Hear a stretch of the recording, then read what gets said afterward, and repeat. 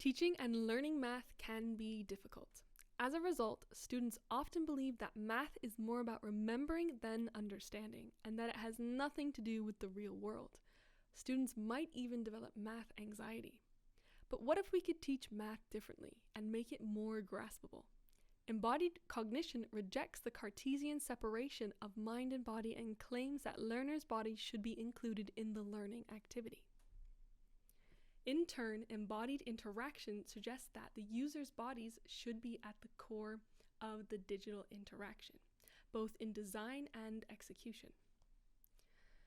Virtual reality can address both of these aspects by building virtual worlds where students can physically interact with mathematical objects.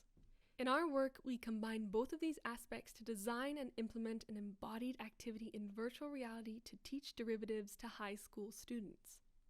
First, we conducted a qualitative user study with experts to validate our prototype and offer guidelines for such embodied experiences. Our results show that our activity is a novel approach to mathematics and helps build intuition, and that the interaction is natural and enjoyable.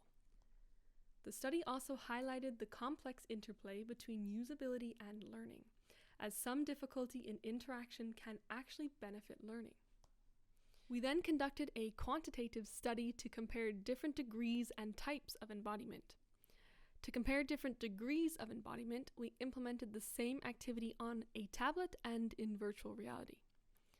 To compare different types of embodiment, we looked into direct embodied interaction and enacted interaction.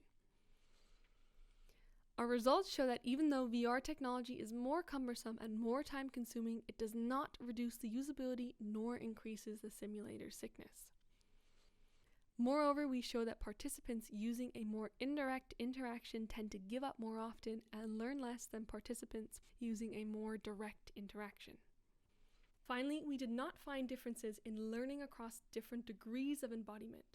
This suggests that virtual reality is not necessary for a successful embodied design.